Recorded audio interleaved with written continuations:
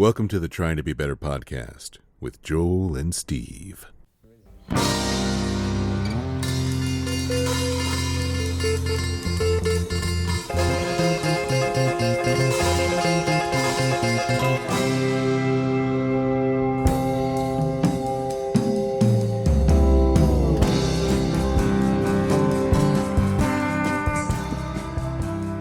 It's all happening. It's all happening. Fuck it, man. Welcome to the Trying to Be Better with Joel and Steve podcast. My name is Joel. And I'm Steve. And it's Sunday morning. It is Sunday morning. This is a totally different vibe. I dig it. I'm in my easy chair. Really I got a pillow. I got some coffee going. Today's podcast is brought to you by coffee. It's also brought to you by Costco store brand sparkling water. Oh no. Yeah, it's pretty good actually. Well, you're a bubbly. Yeah, well, like I said, they all taste pretty much the same. Yeah. Have you ever tried Topo Chico? I have not tried Topo Chico. Chico. That sounds like it's been around a long time. It's been around a minute. Yeah, okay. So it's probably better than this stuff. Somehow, Topo Chico is like the bubbles are smaller. It's more fizz. I don't know how they do it. Topo Chico, it has smaller bubbles. It has smaller bubbles, and it's more effervescent. Oh, you said whatever you're drinking last time we did this was really effervescent. What was I drinking? Oh, Waterloo. Waterloo, yeah. Yeah, I like the Waterloo too, but Topo Chico is a different. That's the cool kid sparkling water. I see. You were drinking Kirkland's the proletariat. Yeah, pretty much. Uh-huh. Yeah. They have three flavors. They have lemon, lime, and grapefruit. In America, oh God. In America. In American Costco, you get three flavors and like it. That's right. I tell you, I'm enjoying it. It's nice. It is a different vibe here on Sunday morning. Yeah. Well, it's because neither of us have been at work all day. Yeah. I just came from a nice breakfast with my mom. Wow. For kind of wrapping up Holly's birthday. We went and ate at Good Evans, which is really good. You know what? Did you get the Pop-Tart? Gianna got a Pop-Tart. Yeah. Their homemade Pop-Tarts are great. They're great. Everything there was really good. Everything there is great. Mm-hmm. I love Good Evans. Yeah. Their veggie omelet is fantastic. Mm-hmm. Yeah. We had an assortment of things. It was Holly got the salmon power bowl. Oh, which yeah. had like pickled onions and quinoa and was really, she loved it. You can eat healthy and you can get shitty there. All at the same time. Yes. Mm-hmm. Our table was representative of all that. It was just a yin yang of healthy and sugar and cholesterol. Cheese, sour cream, the whole deal. Mm-hmm. It's great. And last night, Holly and I went and ate at Napoli's. Is that how you say that? I say Napoli's, but Napoli's, yeah. I've been known to say I've been known to say Italian. So don't. Oh, right. That's what. Right. Yeah. So I don't know. Holly just cringed and glared at you. I know. Italian food. There is no country called Italy. There's not. No. But anyway, I'd never been there before, and you had recommended it, and it was delightful. It was fantastic. I highly recommend Napoli's, whatever, at 48th and Highway 2 in Briarhurst, which is, in a word, unassuming on the outside. Yep. But inside, it's nice and but not fancy, just nice. Mm-hmm. And the food was fantastic, and the service was good, and it was not expensive. And it was kind of a whim, I had gone I went to Dietz. And my guitar needs a little love, and I just don't know what I'm doing, so I took it to the pros, and then I was like, it's right there. Like, we should come back here tonight and eat there. So we did. Yeah. We got into this is very stereotypical and maybe whatever. When we were making our way through the Sopranos television program, sometimes we would get some Napoli's to go and watch the Sopranos. That's awesome. And we I remember we got the TV trays out. This was like, pandemic shutdown city. Yeah. And we got like the garlic knots, and then the cheese filled garlic buns, and it was just like bread, and we were just like, fuck me up on these cheesy dough balls. Oh my god, their stuff is super good. Super good. I had a steak with this cream sauce and shrimp and spaghetti and this cream sauce. It was ridiculous. Little surf and turf. Yeah, actually, had nice. shrimp on it. Yeah, and it was delicious. Holly got the lobster ravioli, which was also great. Maybe we should start a show on HGTV. We really should, just like just reviewing local restaurants. Sure. Well, go to Napoli's or Napoli's. Yeah, Napoli's. It was great. Big fan. And there's vegetarian friendly fare there as well. So there is. I mean, vegetarian, not so much vegan. I think everything there is it's cream based in there. Yeah. There's Vegans need not apply. Vegans, sorry about it. Right. But not really, because I had a steak and it was awesome. Zero regrets. Oh. Yeah, I just full disclosure, I woke up about an hour ago. Oh. And it's 11. I slept way in. Well, you're working at night though. Your clock's different than mine substantially. My clock, it's we had fall break, so we were in South Dakota last weekend, but dude, those pictures were amazing. Yeah, we went hard. And that waterfall in Valentine, I've been under that when I was a kid. Dude, I was blown. I had seen Valentine's photos. Awesome. Yeah, Smith Falls near Valentine. I had seen photos of that, my whole childhood because of, Nebraska history. It's the biggest waterfall in Nebraska. And I was like, yeah, but how big is a waterfall in Nebraska? Really? Where there are no hills or anything. Right. And you walk down this wooded path and you get to this thing and it's like perfect sand. So you can take your shoes off. And it was warm enough for me to do that. And it was like majestic. It was really cool. Nice. And then we went to the Badlands and got stuck in a lightning storm in the Badlands. That was fun. I bet. We almost. Intense. Yeah, well, there's this one trail we chose that part of the trail is this like wooded ladder stair situation. But it was raining. Oh boy, a little slick. And I was like, every bit of me said, my like more advanced hiker friends or my brother in my mind are like, dude, you shouldn't do this. This is how amateurs get, This is gonna end up a blurb on the second page of the newspaper. Exactly. Local Lincoln couple, get struck by lightning in the Badlands. And every hiker's like, fucking idiot, Right. But we survived. It was really cool. And then we spent some time in South Dakota and we did some walking around and we went to the Devil's Bathtub. Yeah, that looked amazing. That was cool. That was really cool. And this is interesting. So on the way out so it was Tuesday morning, and we both had work on Wednesday morning. So we tried to leave at a decent hour on Tuesday, and had to stop in Custer to eat lunch and do the meeting, which was perfect. But while we were doing our recovery meeting on our phone in the library parking lot. Oh my gosh. Snowstorm. Are you serious? Yeah, we were sitting there. It was like, it was kind of lightly dusted when we rolled into town. Over that hour, it had been like big, wet, fat snow. So in a matter of 50 minutes, it was like, oh God. And then we still have to go down out of the hills. And they hadn't cleared anything, so it was a little scary. So we get out of the Black Hills, rain and sleet. And then we get out of that, and it was when we got to Shadron, Nebraska. It was like we stopped at Shadron State Park, and it was fog within like 15 feet of your car. You couldn't see anything. Wow. And then we got out of that, and it was we were near Broadwater, Nebraska. Pretty sure we drove through a tornado. Oh, like literally through it. Through the tornado. Yep. And then got out of that, and it was 72 and sunny with a rainbow. I mean, we just like in a matter of 4 hours, we saw every bit of weather you could think of. Well, it's a nice little cap to the trip.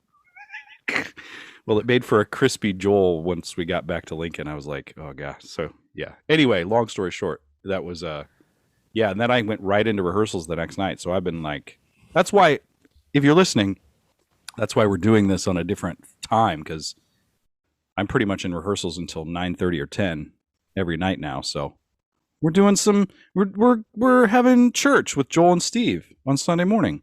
It's a little presumptuous. That's nothing new. Well, you know what, dude? We got mail. Oh yeah. We actually got some mail. Mail time. We got we need mailbag sound effects. I don't know. I know. Anyway, well, the first was from Jack, and he sent us a bunch of very short emails. But I hat tip to Jack for the t-shirt idea, which is our logo on the front, and on the back it'll just say, "I'm only here for the outro music." So hat tip to Jack on that one, and he was technically our first respondent. So there you go, Jack. I think you got a mug coming to you. Please allow 68 weeks for delivery. Yeah. And then we also got a very thoughtful and nice email from Armando McLean. Yes. And there was some stuff in there that was probably worth talking about. Yeah, I kind of reserved responding to that because I thought maybe that would be great to chit chat about this morning. Yeah. Well, I responded to him just because you're nice. I'm bad at responding. He took the time to actually send us an email, and thanks, Armando. Yeah, and he asked, in his response to my response was thoughtful too. He's kind of asking in the context of, because he's a teacher now, right. And I think that's interesting because he's, helping to form young minds. And so that's interesting. But I guess the question that one of the questions he asked was that, if you could go back and have a serious conversation with your younger self, what would it be about? Yeah. And like my immediate response to that is, I don't know. Why don't you leave me alone? Leave me alone, old man. Right. You don't know shit about me. But that was I am you. That was my 50-year-old self having to deal with that question as my 13, 14-year-old self. Which is still residing within your 50-year-old. Yeah, exactly. Like, why you got to bring me over like that, man? I'm just trying to hang out and be okay, dude. Why you got to bother me with this shit? Right. I immediately thought of, I think it's just kind of been the topic of my well-being the last couple weeks is I would tell my younger self, and I think Kirsten has asked me this before, like, hey dude, enjoy it, relax. Right. It's all gonna work out. Like, right. Work hard, but don't. That's what I would tell my, like it's all gonna work out. Like, just chill. That message would not have resonated with me. Yeah. I wouldn't have believed you. That's true. I would. Oh, great. Another well-wisher. Thanks for that. Right. You obviously have no clue what's happening inside of my really complicated head. That would have just bounced right off of me. Like, it's all going to work out. Why don't you just relax and enjoy it? Thank you. Thank you. Thank you, Simone. This is you don't get me. Like that's like my angsty 14-year-old self immediately responds is, yeah, that's cute, but you don't understand. Right. Yeah, thanks for all that. Have you not seen all of this? I'm gesturing broadly. Yeah. Clearly you live in a fantasy world, or what a world that is not the same as mine. Yeah. And perception is reality. So thank you. Can I go now? Because frankly, I've got other things to do. You know what? Which I think isn't true. When I say go other things to do, I just want to go get loaded. Right. Yeah. I've got important shit to attend to. Stuff to do. Like, I need to tend to myself medicating now. Thank you. Well, I think that's part of, I don't think this message would have resonated with me either, but a further, maybe more pointed response would be, hey, young Joel, you're never going to find anything outside of you that is going to be more beneficial to your peace and serenity and happiness than what you can work with and generate within. Like, stop looking for things out there, relationships, numbing, money, places to be, stop pining to be anywhere other than where you're at. That sort of, like, what school you go to, what town you live in, how much money you or your parents have, what car you drive. Like nothing outside of that is going to bring you the happiness that you can cultivate within. I don't still think I would have rolled my eyes at that, but I think that that may have hit a target at that time. Like that may have been novel to me at the time. Yeah, maybe. Well, I really like Armando's response. Yeah, what did he say? He just said, hopefully instilling some more self-assurance and confidence in who I am rather than what people saw. Because that was my big Achilles heel, was being very concerned about what people thought of what I thought people saw when they looked at me. Yeah. And that just was a nowhere trip to be really. Yeah. Yeah. It was a cul-de-sac of shit. Cul-de-sac of shit. It just was, I could not break out of that. Yeah. I see that very clearly now. Then I had no idea, Yeah. Because I'm just standing in the cul-de-sac. Well, there's some real truth. There's like that. Yeah. Cul-de-sac of like really trying to predict what other people are thinking of you through the lens of what you think of you. It is this like snake eating its tail circular, cul-de-sac of shit of like, yeah, I am obsessed with what I think other people are thinking of me, but I'm filtering all of that through my own ego. Right. There's no perspective there. There's no perspective. And I like, Clancy I from Up in the Sky talking about filtering like we're comparing our raw meat to everybody else's defenses. Things that people have spent decades building up to present their version of their image to the world. Yeah. And so we see that and compare our raw insides to that image. Yeah. And so you're always going to lose that comparison every time. Right. Comparing or overshoot the mark and think that you're way better than they are. Yeah. The comparing, what I hear my Armando insides saying, to their outsides. Yeah, that classic thing of you can't compare, or you can, but it really is a tainted view of comparing my insides to other people's outsides. That's always false. There's no truth there. Right. Yeah. Every once in a while you might get lucky, but it's. Yeah, but maybe, but it's everybody else is doing the same thing. Sure. Right. They're all comparing their insides to my outsides, and my raw meat, fleshy, vulnerable, perspective looks like defenses, comes out as defenses. So we're all just defending ourselves against each other's vulnerability. What if we all got really vulnerable, Steve? That's not going to happen. You just went all wonky. Sometimes. Hold on, dude. You just froze up. Oh, you froze. You just froze up. No, I'm good. Oh, there we are. I got a notification that said my internet connection is unstable. What that really means is that Zoom was having an issue. Oh, so they're comparing their insides to my outsides. They're passing the blame. It's your fault. Sure. Thanks, Zoom. Sure. Thanks, Zoom. Yeah. While I'm staring at my own image, talking about my own vulnerabilities, you then take the opportunity to blame me. Right. Kick you while you're down. Sounds pretty corporate to me.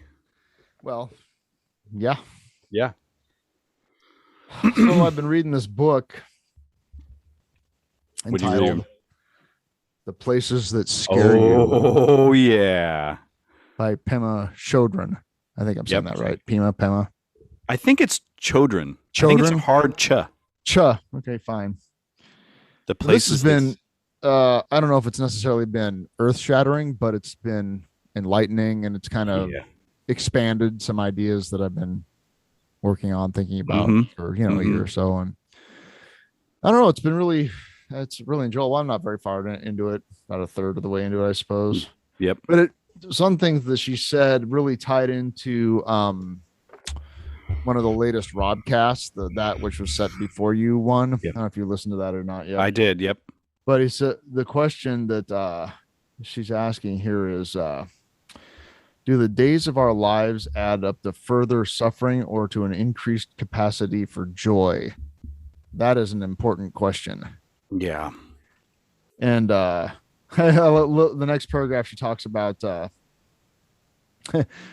we feel justified in being annoyed with everything. We feel justified in denigrating ourselves or in feeling that we are more clever than other people. Ouch. I know. Self-importance hurts us, limiting us to the narrow world of our likes and dislikes. Ooh. Wow. Right? That's like that's kind of prophetic, because I feel like she wrote that pre-social media. You may be correct. I don't know. Should I look it up? I mean, I guess if we want to be that. 2001. So yeah. Likes and yeah, right. That's kind of funny. So yeah, we talk about that in the secret meetings. It's the same thing. It's just worded a little differently. Yeah. Like we were just talking about, we take pleasure in gossip. And it's a polite form of murder by character assassination. I mean, isn't that great? So a polite form of murder by character assassination. And we take great satisfaction in those moments where we've really nailed the person that's not in the room to the wall. Exactly. Yeah. And I think I said this the other day, but it's somebody in the rooms, used to make that analogy of character by assassination and pose the question, how good do you look standing on somebody else's corpse? Right. You know, it might not look great, but I sometimes felt good for a minute. But when we reduce our fellow humans to what we like and dislike, we are just that's what I hear her saying, is that we do that with our experiences. We do that with our, we try to chase pleasure and avoid pain. Yep. And then we also do that with other humans. So if other humans are not playing the extras in our lives the way we think they should, then we get to tear them apart because we don't like it. It's like, right. I'm glad you read that. That's a good book, dude. I haven't read that in a while. Yeah, it's pretty intense. And I'm I'm actually taking the time to process each paragraph as I go through rather than just blow through it. Yeah. One thing I've noticed as I've gone back and listened to old podcasts, this is a tangent, but there are no tangents, is that I need to be careful with my enunciation. Oh. I noticed that I start speaking quickly and then I start stumbling over words, and sometimes it's not very intelligible. So I need to be mindful of that. Ah, very good. Mindful as I'm speaking, to be aware that I need to be careful with my consonants. We could do a pre-podcast vocal warm-up, Steve, if you want. Okay. Topeka, Topeka, Topeka. Topeka. Topeka. So anyway, that just popped in my head because I'm kind of avoiding the fact that we sometimes have cast a few stones in this podcast. Yeah. We've cast a few stones. Well, we've vilified some actual human beings. But I feel completely justified in the vilification, so it's okay. Well, the classic question then, if you're looking through, forgive me, it's been a while since I've read that book, but I think what sort of the overall thesis of that talk of hers, or that book of hers, is that it's what are we afraid of? Right. You haven't gotten that far yet. Okay. I'm a third into the book. Okay. I've gotten to the point of where she's described the bodhicitta. Yeah. I'm saying that right. Yes. And that's kind of the goal and all the things that get in the way of that. Yeah. That open-hearted, vulnerable strength. Mm-hmm. Yep. And that's really interesting and frankly hard, which she does not shy away from that. No. That this is a practice that, well, take a phrase from another book, it's a practice which must continue for a lifetime. Yeah, that the open-hearted allowing all of the that vulnerability, that almost brokenheartedness, that compassion, but not self-pity. No, but it is beneficial to yourself and to others. That's actually strength, and that's like, the bodhicitta being sort of that's a warrior's path. Yes. I think in the West we're always taught that the warrior is one that has all those defenses up, right? And the big guns, or at least just guns when nobody else has guns. Exactly, right. To protect that vulnerable center.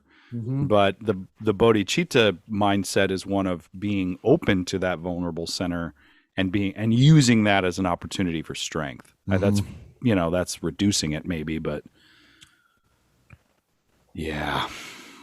But so that's that goes, well, that's what Jesus did. Yeah. Right. Like he just opened it all up and went right on in. And we kind of know how that story ends, but the story of that particular prophet or teacher choosing that vulnerability, yes, got him killed, mm-hmm. but it ended up being this grand statement to the world that there are different ways to walk through the world. It's cool you bring that up because our longtime listener and emailer Eduardo, whom we need to get on here, he teaches an interfaith class and had a student reach out to me to talk about, like, one of the things they have to do is like interview and talk to somebody of a completely different faith system than you. Mm-hmm. So one of his students reached out to me to talk about, I think she was pretty much Christian, I think. Mm-hmm. And then he's like, well, I know a guy who practices Buddhism, so you should reach out to this guy. So she drove all the way to Crete's campus the other day. Oh, wow. And it was a great conversation about the similarities between the faith of my upbringing and the practice that I experience now. And I think you and I have noticed that, like, the mm-hmm. more, the connecting of the dots. Universal spiritual principles. Like, I periodically, it sits on my nightstand, and I read it periodically. I'm chewing my way through it. It's the Living Buddha, Living Christ by Thich Nhat Hanh. Oh yeah. Yep. And that's what that book's all about. Yep. It's like, this is where they're the same. Yeah. I need just to the listen words to are that different and maybe come at it from a slightly different angle, but the principles are the same. Mm-hmm. A book that Kirsten and I started listening to, and the reason it sparked, we decided to download a few books, one of which was Colin Jost's book. I don't know who the that guy is. From Saturday Night Live. He's a comedian. He also does Weekend Update. He was a head writer, he was the head writer at SNL for a lot of years. Very funny and entertaining. But the other, like, spiritually, kind of mind-blowing book that we started listening to was Trusting the Gold by Tara Brach. Oh, I like her. She's great. I don't recommend listening to her voice for too long while you're driving and She's tired. Kind of monotone, maybe. Yeah. Mm-hmm. But that's one of those books that, like you mentioned before, listening to it, like consuming it in large chunks, is probably not the best way to do it. Sure. Like, just taking it in small, bite-sized bits is probably more beneficial. But that's another one that is. What's it called? Trusting the Gold. It's kind of based on this idea. There was I think it was, God, I don't know where it was. Thailand, I think. There's this story about this. They had this huge Buddha statue that was mm-hmm. clay. It was all covered in clay. And it was so big and didn't seem very valuable that when other, warring armies came through and destroyed a lot of that iconography and statues, they didn't see it worth their time because it didn't have any value. Sure. But as they noticed some cracks in it, and they realized that they were going to destroy it too, and they looked at it and they're like, wow, there's, like, it was actually made out of gold, and then they put clay all over it to cover the gold.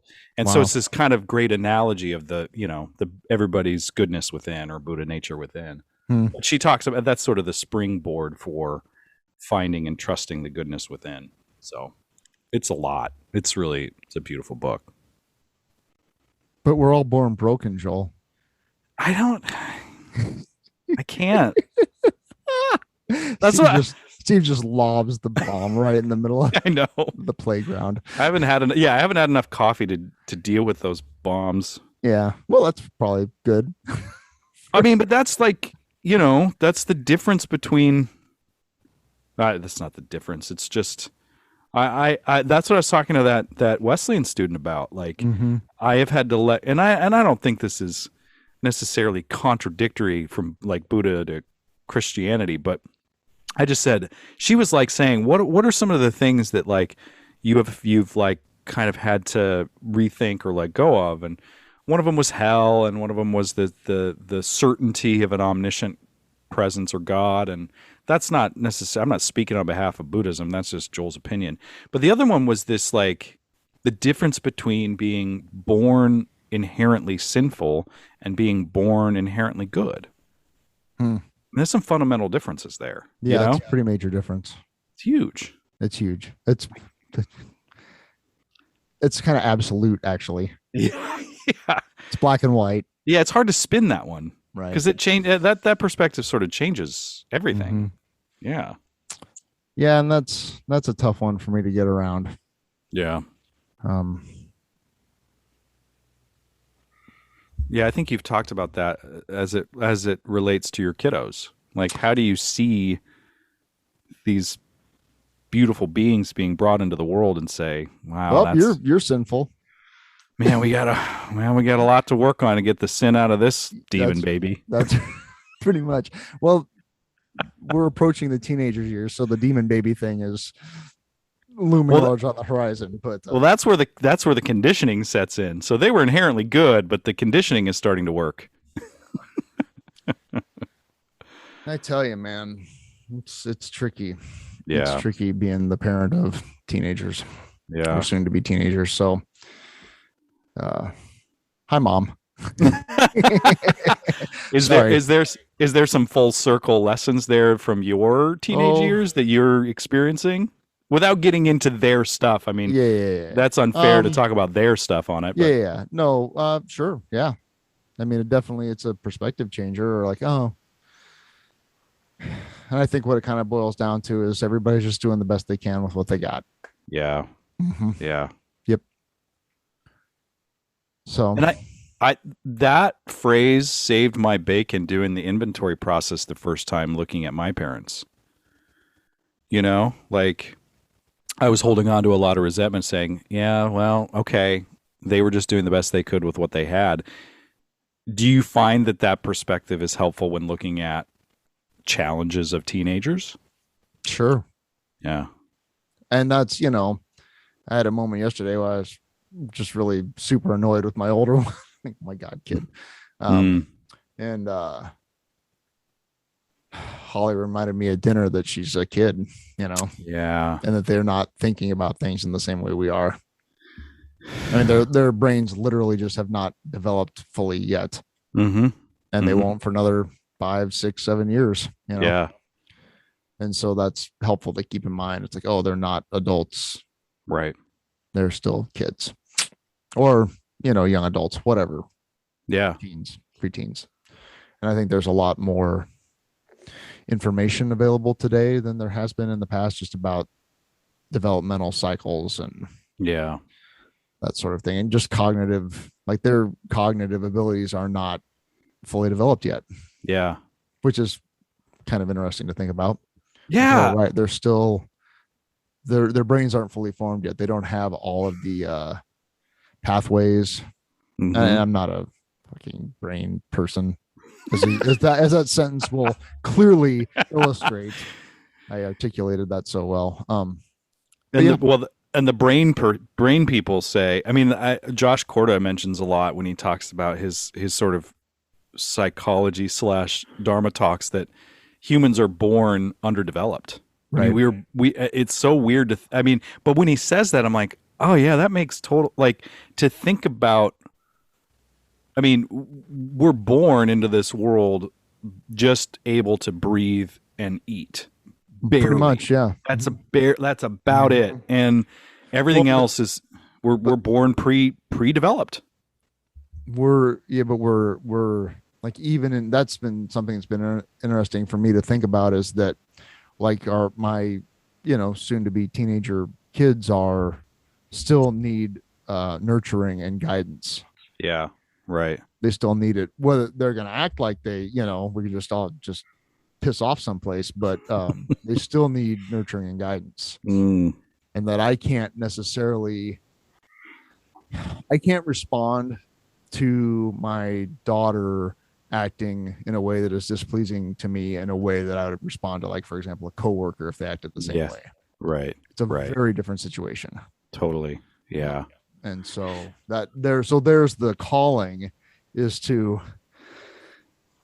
be the bigger person. He says with a heavy sigh. Well, exactly. I mean, so it's been like I'm forced to acknowledge that, and I'm forced to grow into that out of necessity, because it would be very easy for me to just say, well, screw you. Right. Not dealing with this anymore, Right. Which is how I handle certain situations at work, walking away from you.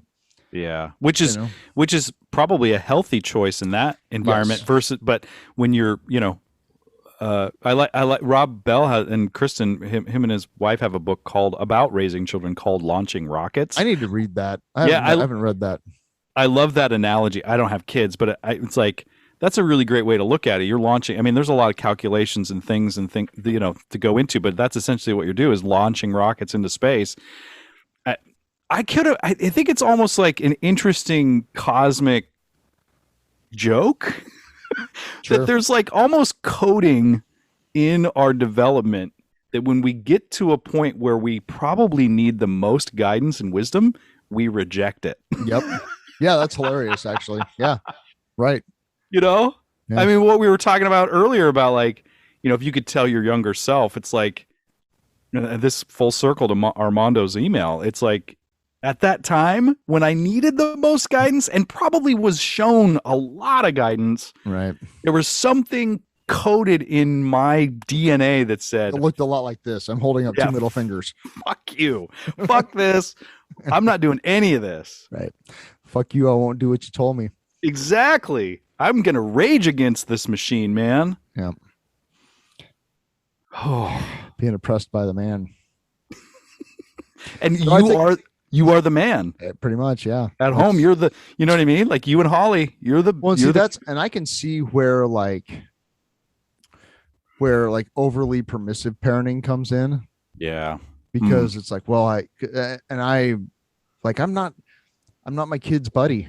Yeah. It's not my job. No. It's not I mean, we can be friendly and have fun and that kind of thing, but there are going to be times where I have to be dad. Yeah. Or the father or whatever. And that's tricky for me. Yeah. To find that middle ground, to be assertive and loving. And because as we all know, that's not exactly my strong suit. Yeah. I haven't read the book, so I'm making the analogy out of nowhere, but yeah, you have to be mission control sometimes. Yeah, pretty much. Mm-hmm. It's like, I understand that you want to just like hit the gas, kick the tires and light the fires right now, kid. But I see all of the calculations going on. And let me just tell you, if you do that one little thing, you're way off track to get to the moon or whatever. Yeah, Yeah. Yeah. Yeah. Well, I'm fortunate that both of my children are relatively well adjusted. Yeah. And are doing things that aren't like they're involved in their lives and they're all positive stuff, Right. So it's minor corrections. You know what I'm saying? Yeah. It's like when you're driving along the highway and you have to make minor adjustments to the steering wheel. Mm-hmm. Like we're not calling the wrecker and pulling them out of the ditch. We're just trying to keep them between the lines. I that's an interesting analogy because the other day I had to take my car in to get new brakes, and the dealership gave me a loaner, and they gave me a newer version of the car I currently own. Of course they did. Oh, those bastards! I really wanted to just take that and run, man. Right. But this sucks. It was like a 2020 Crosstrek Sport. It was really nice. And it has that option where you can put cruise control on and you can put the lane assist on, and you can basically, the steering wheel will keep it inside the lane. Right. But I don't need that. I don't need that either, because I just kind of wanted to kick back, take a nap, scroll through Instagram while going 70 miles an hour down the road, right? Sure. Bad idea. But I just tried it out because I'd never done this. And it was like, you can't just let go of the wheel. It says keep your hands on the wheel. Of course. So you know what I mean? So I don't know. It's just like you can't just let go completely. You got to keep your hands on the wheel. I thought of a question, and I don't know if it's really pertinent. I may be sort of talking out of school. So well, whatever. Go ahead. I mean, this so far we've been all over the place this morning. That's why I love it. Sunday morning with Joel and Steve. Right. So what I have learned in later, I think my late 30s into my turning 40 has been a discovery of learning how to parent myself. Oh. But I don't have kids. So like you had kids. When did you have your first kiddo? How old were you? 2007.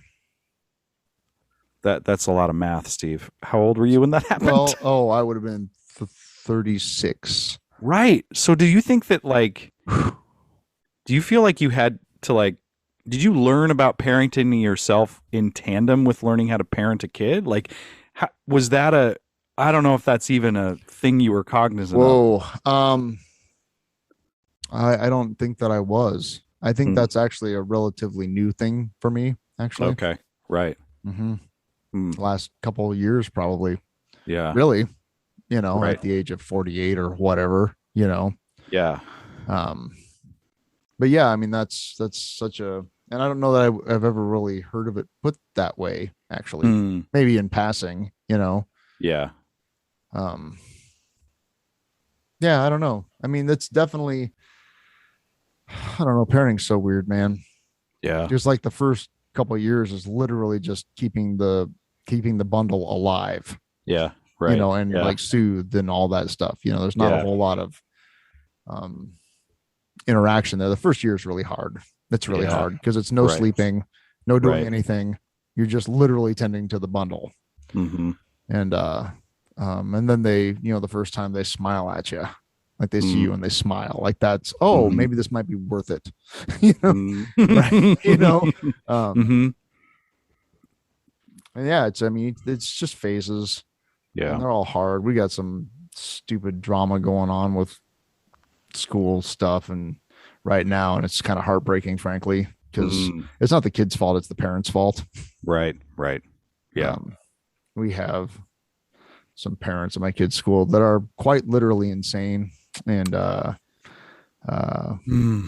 with the whole COVID thing, and to the extent that one of them was hospitalized with COVID and refused to believe that it was COVID, and sending their COVID unvaccinated kids to our school. And I just want to take my microphone and pound it against my head. Right.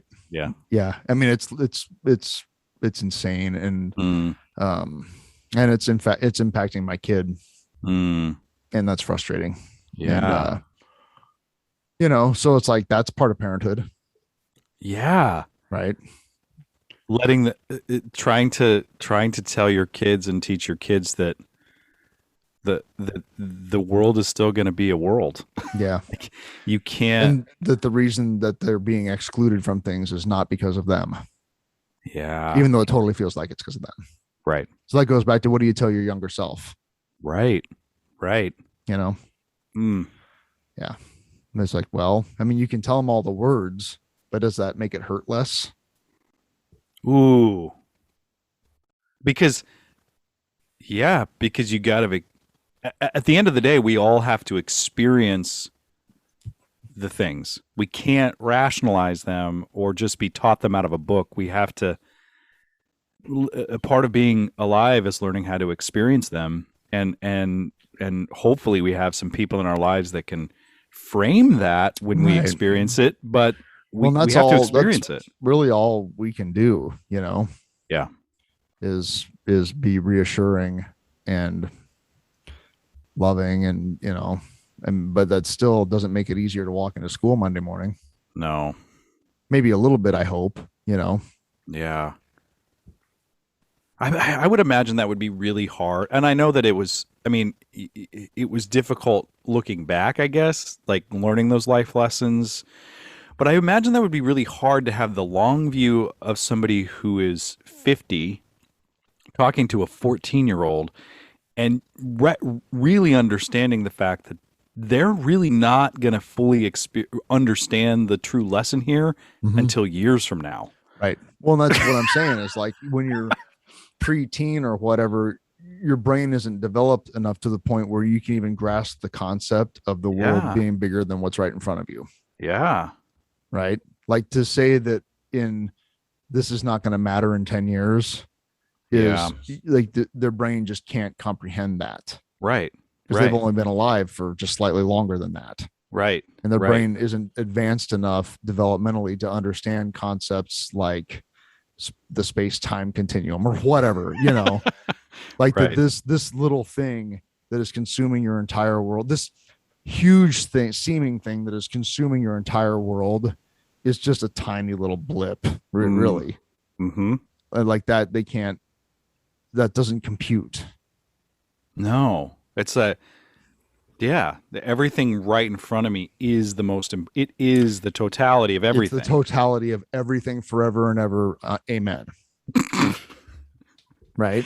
Yeah. And so to have somebody else, even if it is your parents, especially if it's your parents, coming and saying things like, it's going to be fine. This isn't that big of a deal. It'll pass. Like, that's where the thing of you guys really are idiots comes from. Yeah. Yeah. You guys are dumb. You're don't so get it. Stupid. You do not get it. And then, 25 years down the line, they'll be like, oh, I guess they kind of did get it. Right. But now I see exactly where my parents sort of wanted to say in those moments, hey, we've been there. Right. No, you haven't. No, you haven't. You haven't been there. You have not been There's there. no way you ancient sack of gray hair and what, there's no way you get where I'm at. Yeah. That is, I think I am internalizing this for my own experience because I don't have kids and I have no plan to have kids. Right. But I am seeing how when even now I can be in those moments of this is life or death. This is when that teenager comes out of me and it's like everything's fucked. Nobody understands. Everything is burning. This sucks.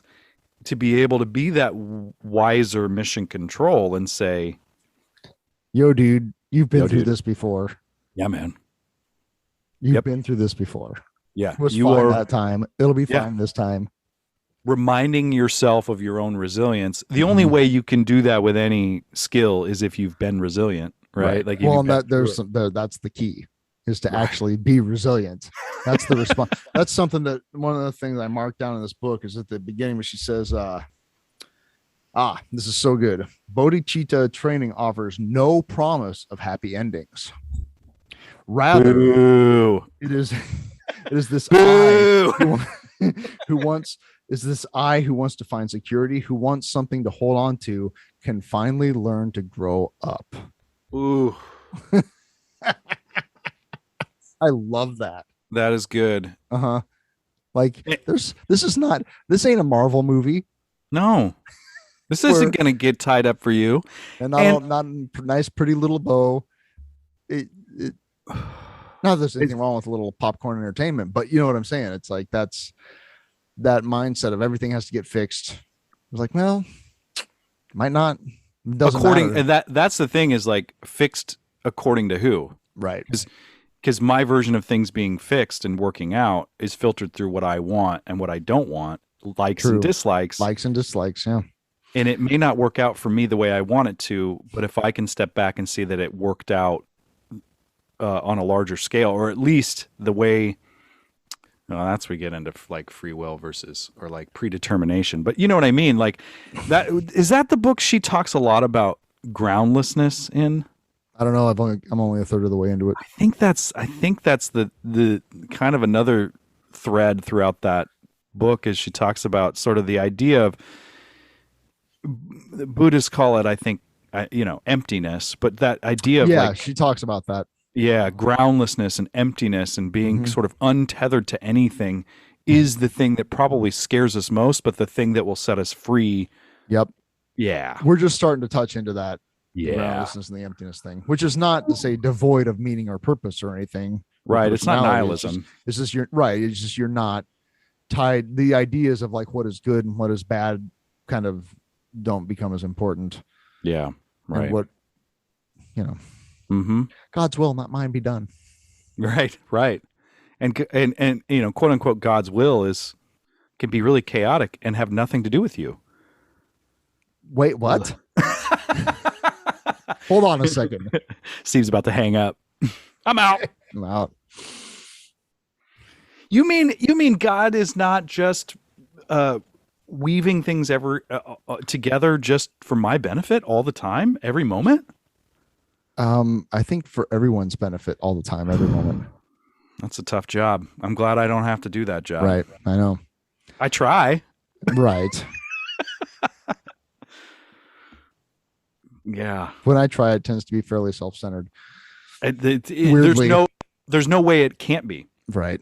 Back to our earlier point, I'm always going to filter it through my likes and dislikes and what I want, what I think is good for me. Right. Yeah. So if I play God, it's going to work. I mean, I'm just like, I'm going to put on the mask and try to weave it to what I want all the time. I can't be that altruistic. I can't. I can't. Not capable of being 100% altruistic all the time. Which denies the path I'm on, because I really should take refuge in the possibility for my own awakening. But fuck, dude. Fuck.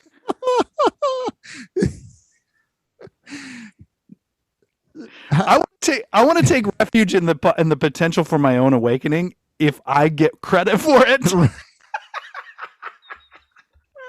There you go. As long as I get a medal. Right. Well, that goes back to right when I first started practicing, and I asked you if I could practice at somebody. It's like the same thing. Yeah. Like you said, well, you can, but it usually doesn't work out too good. Yeah. But whatever gets you there, I mean, that's the thing. Like if you have an earnest effort as you try any sort of spiritual path, whatever gets you in the door, right? Like we say that in recovery rooms, like people chase a lot of unhealthy reasons to come to recovery, but whatever gets you to stay, you know what I mean? But that's I came to practice meditation. I was telling this Wesleyan student the other day, I came to get rid of my anxiety. That's why I'm like, I need to fix my anxiety with meditation. Right. That was a very self-centered view, but I remained to stay for a lot of other reasons. Well, so this book actually gets, they were just reading about that. It says, yet there is no guarantee that sitting meditation will be a benefit. Fuck. We can practice for years without it penetrating our hearts and minds. We can use meditation to reinforce our false beliefs. It will protect us from discomfort. It will fix us. It will fulfill our hopes and remove our fears. This happens because we don't properly understand why we are practicing. So it says, why do we meditate? This is a question we'd be wise to ask. Why would we even bother to spend time alone with ourselves? Yeah. So it says, first of all, it's helpful to understand that meditation is not just about feeling good. Yeah. Mm-hmm. To think that is why we meditate is to set ourselves up for failure. That's pretty cut and dry. I think I hope that she offers some reasons why, though. She does. There's lots of reasons. Yeah, no, that's like, but it's bodhicitta, right? It's that idea of being aware and kind of resting in that awareness for the benefit of others in the world around you. Yeah. Well, very shortly later on in that paragraph, she talks about Maitri, which is like I guess I would simplify it down to like radical self-acceptance. Yeah, that's spot on. I listened to another talk of hers. I forget what it's called, but she talks about Maitri a lot, and that's the practice. She says unconditional friendship with oneself. Oh, sure. Radical self-acceptance. Yeah, I think I like radical self-acceptance even better. Well, that, it all comes back to me. I think one of the most, I'll say the word this time, profound. There it is. I've take ever a drink. Heard is to take a drink is from another I will say spiritual warrior. He's a musician named Stevie Wonder. Oh yeah. Who said, if you believe in things that you don't understand, you will suffer. Yeah. Yeah. Yeah. That's a side note. Superstition is probably that's my get up and boogie song no matter what I'm in, no matter what feeling I'm in. Mm-hmm. That one will get me to move. Mm-hmm. It's amazing. And Stevie Ray Vaughan's version of that is killer as well. I don't think I've heard that. Yeah, I used to play it at dances periodically. Yeah, I must have been outside smoking at that point. Maybe you missed out. But yeah, and so that's kind of like that's part of the this book is. I've actually thought of that line a couple of times reading this book because I'm finding that it's beneficial to this is, oh my God, I can't believe I'm gonna say this. Yeah. It's good to read about learn about the things that I'm trying to practice. Yeah. Become more educated and more aware. And yeah. It's not always easy, but I don't know. I found that it's been worthwhile. Yeah. So that's one of the things that Armando asked us to kind of circle around is, how are we trying to be better? Like, so how are you guys trying to be better? And I replied to him, I said, well, the, insecure, sarcastic person in me said, well, I'm overeating mostly. I'm avoiding, I'm eating my feelings. Right. I'm taking a lot of naps. Mm-hmm. I am, I'll answer that. I mean, I love that like, this is a microcosm of the overall theme here is like, how do we continue to come back to a purpose? How do we continue to come back to why we're doing this? And, you mean in our lives or for this podcast or both? Both. That's what I'm saying. The microcosm of this podcast is trying to be better. And we come back to that a lot, but that's kind of that's sort of the nature of a practice with any sort of merit is how do you come back to the what am I doing? Why am I doing this? The intention. Wise intention. I am really trying to, like, case in point. So, the reason we're doing this on Sundays because I'm back in rehearsals, and a few weeks ago I talked about being really kind of balled up and scared and had some panic about that. And I'm really making a concerted effort in my personal practice and in my work life and connecting all the dots and even being intentional with my off time with Kirsten is to try to just actually enact gratitude and joy with whatever is currently happening. Because I don't want to live my work life, marriage life, recovery life, dreading the things in front of me all the time. Right. So that's no way to live. It's brutal. And it's like, that's going to take years off my life. And if that's the rest of my life trying to figure this job out or trying to figure out how to live, like I might as well just go, get my CDL and drive a bus around, which isn't a bad line of work. I'm just saying if I could just punch in, punch out. Yeah. So anyway, that is where I'm really putting a lot of mindfulness and effort into like be like, approaching rehearsals and giving my castmates, my students, some encouragement, some time to let go of their day, to bring themselves to the present, to work hard, but also not, giving them Saturday and Sunday off, trying to have a more compassionate, generous, loving attitude with something that is hard work, trying to marry those things. That's what I'm trying to do. I mean, I don't know. It's really allowed me to have a little more fun and trust myself in rehearsal and like be curious and say things like, I don't really know. Like you said the other day, like, yeah, I don't really know. Oh, wow. Thanks for pointing that out. I didn't notice that thing in the script. Cool. Instead of taking it personally, Right. The script sucks, Joel. You're a terrible director. Yeah. That's the inner dialogue when Yeah. That's back to that Rob Cassie's that which is set before us. The main challenge in there, the main point that he's kind of driving at is, and I'm simplifying this, but is life just this grind, this veil of tears that you just have to get through, where periodically there's a thing that makes it tolerable. Yeah. Like a concert or a meal or, an interaction. Right. Or is life framed as this joyous opportunity in which, just by virtue of the fact that you're working towards something, there's going to be difficulty. Those are two very different dynamics. Yeah. Well, and Rob actually got a little kind of, it was funny. He said, there's always going to be that guy that says, well, life's difficult. He says, yeah, thanks, Kyle.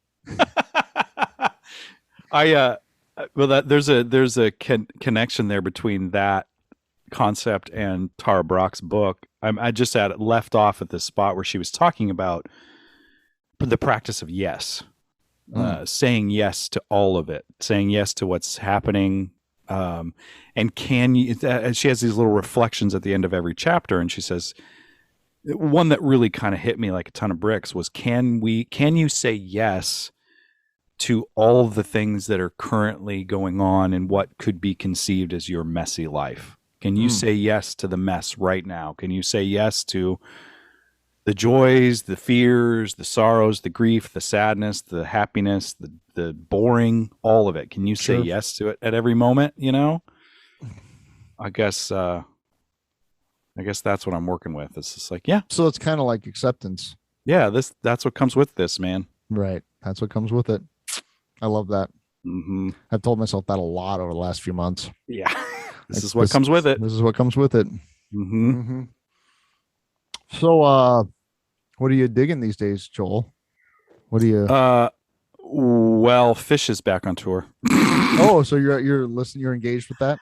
Well, that's what I might do this after. Although Kirsten, I think, is going to join me on a bike ride. But I was thinking I need to take a bike ride and just. Well, they played first of their fall run, the Sacramento show, and the second set looks pretty wild. It has one of my favorite songs in it, Ghost. Oh. So I was going to put on my headphones and listen to that on a ride soon. Kirsten and I started watching this weekend The Umbrella Academy on Netflix. Have you watched this show? No. It's based on the graphic novel, and I thought it was going to be like... It's ringing a bell, but I don't know why. It was like a weird comic book written by the guy from some band. I don't know the name of the band. Anyway, but Elliot Page is in it, formerly known as Ellen Page. I just dead named her, but Elliot Page is sort of the big star in it. And it's like this really interesting superhero story, not too far off from The Watchmen, but less dark. Anyway, Kirsten and I just binged the crap out of that yesterday, and it's super cool. So have you watched the Sphinx game, or the thing with the PlayStation button character costume? Squid Game? Yeah, Sphinx game. Jesus. Sphinx game. I just sound like an old man yelling at the cloud. I'm like, do you kids watch the Sphinx game? You watching that crazy Sphinx game or playing TikTok? Isn't that what playing the TikTok game? Isn't that what everybody's watching these days? The Squid Game? Squid Game, yeah. We watched the trailer of it, Kirsten and I, and Kirsten's like, I don't think that's for me. And I'm like, I kind of want. So I'm going to have to venture through that. So right. Well, I was looking for something to watch while folding laundry yesterday. I settled on Do the Right Thing. Oh my God. Yeah. It's on Amazon Prime now for free. That movie's so awesome. It's I haven't so seen it good. in 10 years. It's so good. I need to watch that again. I batteries, motherfucker. Yeah. You know what? I watched that as a young man and I guarantee you I didn't get it. Yeah, you should watch it again. Everybody should watch Do the Right Thing. It's fantastic. It's a masterpiece. Yeah. Speaking of masterpieces, so it's Halloween, it's spoopy season, and I like to watch, Halloween-y stuff. But I don't know, I'm getting kind of away from the real gory, scary stuff. And I'm like, I just want to watch fun Halloween stuff. So I watched the Eddie Murphy Haunted Mansion on Disney Plus. Was it any good? It wasn't. Here's the thing, it's a movie based on a ride. Yeah, but I'm like, that ride is so great. You could have so much fun with that. That's true. I thought a missed opportunity. There was a lot of cool special effects at the time, but it was not really well. It was just kind of boring. Yeah. But they made a Muppet version. Muppet Haunted Mansion is out on Disney Plus, and I watched. My leg just started to do the dog getting scratched thing. It's so fun. Really? It's like, yeah, Gonzo's going through the Haunted Mansion to try to, win some. Yes, to win something, and he ends up facing his fear. It's really great. We watched it. We watched it in the cabin in South Dakota, and I'm like, I need to watch this again before Halloween's over. So there's a new Muppet Haunted Mansion. Okay, that sounds awesome. Yeah, you should check it out. Okay. Fun for the whole family. Holly doesn't like the Muppets, so. Wait. Yeah, I know. It's a thing. Wait. I know. She just doesn't like the Muppet movie. Right? I'm like, what? I don't even know. I don't know. Doesn't like the Muppet movie? She doesn't like the Muppet movie. No. No. What about there's so many songs about rainbows and what's on the other side? Sure don't look like Presbyterians to me. Why? I want to have her house. Is she home? Can you go? I need to know why. I'm not dragging her into this right now. We'll have her back on the podcast. We can unpack this. That movie made me who I am. I understand. Me too, 100%. Chasing the rainbow, man. Yeah. I'm going to go to Hollywood to become a movie star. Draw up the standard rich and famous contract. You don't go to Bombay, India to become a movie star. You go to where we're going, Hollywood. Jack, not name. Jack, job. Seems that the frog and the bear are temporarily out of service. Welcome to my presence. Golden teeth and golden toes. Welcome to my presence. Yeah, man. God damn it. It just makes me sad to know that somebody whom I love and respect, like Holly, doesn't. I mean, you know what? She's allowed. She's allowed. She's allowed to not like it. She's allowed to be wrong. It's fine. Yes, we'll let her be way wrong on that. I have a feeling our friend Matt might have some things to say about that because he's a big Muppet guy. Would you like to lick the bottle cap? Can't live with them. Can't live without them. There's something irresistible-ish about them. Yeah. Dude. I hope that something better comes along. Right. No, I'm pretty happy. Yeah, same. Well, you know what? Holly's super cool. It definitely overshadows the fact that she doesn't like one of the best movies of all time. Right. So we'll give her that. Sure. I have my Statler and Waldorf figurines right next to me good. For my 40th birthday. They sure sound like they're dead. What do you dig? Are you digging anything besides Pema Chodron? Yeah, that's Pema Chodron and Do the Right Thing. Those were my big ones this week. Mm-hmm. Right on. Getting ready. I mean, going to see the Dead next Friday, so that'll be fun. Oh yeah, be a quick trip. The guy that waited on us today, Good Evans, had a Dancing Bear COVID mask on. And nice. I said, I just did the nice mask. And he goes, yeah, I'm going to Red Rocks. Nice. Yeah. Nice. Mm-hmm. So you have a Friday night show? Is that right? Yeah, just Friday. Me and Jack. Are you going solo? Jack's going with. Oh, mm-hmm. Which works out well because he, sacrificed his Philadelphia trip for the sake of Sancho the dog. So. Oh, that's right. Mm-hmm. Yep. Well, that'll be a great show. It will be. That's it. Fiddler's Green. Fiddler's Green. Which, I mean, they've never played there. My understanding is it's a great place to see Coldplay. So we'll see what, I think it was kind of Boulder's booked, Yeah. So they did the best they could, But it's not like a anti-vending spot, is it? 100% actually. Yeah, there will be no vending there. Oh shit. And what vending there will be, might even be better. Who knows? Maybe it'll be great. Yeah, there you go. In the middle of, like a tech center kind of thing. It's not Red Rocks. Right. Whatever, it'll be fine. I'm weirdly just going for the music. So weird. I know it's weird. Well, they've been on a heater. I know. Its tour's been really great. It has been. I listened to 74 yesterday. Can you believe that? Fucking A. I know. I wonder, this is maybe a whole other deal, but why is John Mayer wearing those headphones? I think it just sounds better. And it's more comfortable. He can just, he's getting, his monitor situation is being filtered through those headphones. Yeah. Is that what the deal is? I think that's correct, yeah. Mm-hmm. Okay. And really, from a audio standpoint, that's the way to go. Right. Yeah. I mean, I'm sure that he's hearing everything very clearly. Yeah. And it doesn't really impact anything, whatever. Right. Right. And I don't why he's not just using the in-ear monitors. I don't know. Maybe they're not comfortable. He can do whatever he wants. Yeah, he can. He's John Mayer. Mayor be mayor, Yeah, man. I was chuckling to myself, like, what are you doing this weekend? Oh, I'm going to watch a couple millionaires play their guitars. Yep. It'll be fun. Can't wait. Yeah, man. I'm glad you guys are doing what is it? 56 years so far? So many roads. Yeah. Wow. I know, it's kind of amazing. Yep. Well, that's Friday night. That's this Friday. Coming, yeah. Mm-hmm. Okay. Stoked to see the boys one more time. Although the real action's at Phil Lesh and Friends, but that's another podcast. Yeah, I think the real action. I listened to a couple of. I listened into Billy String's show the other night. Yeah, he's great, dude. He's great. He covers Pearl Jam more and more. Really? Yeah, he's covered like 4 or 5 or 6 different Pearl Jam songs. I'm like, I would love to see a little.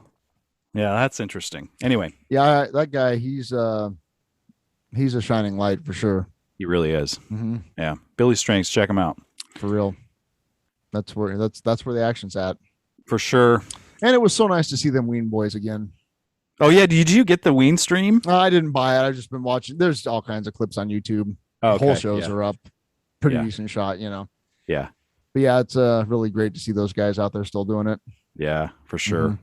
That they didn't fully hang it up that few years ago. Right. Yeah, they could. You know what I mean? Like, but they needed. That, it's one of those things where you realize that Ween was a pretty reliable draw. It's going to be some money there. Right. Or they could go back to. Well, I guess Mickey's chartering fishing boats. Yeah, I don't think that's where the money is, though. Right. I mean, that's what I'm saying. It's like we can probably hit the road a few times a year. Yeah, they don't really have to work on any new. They haven't worked on new music. They haven't made new music in years. I didn't listen to all of the 3 shows, so I don't know if there was any new songs or not. Mm-hmm. But whatever. I mean, if they want to become a greatest hits act, I'm oddly okay with that.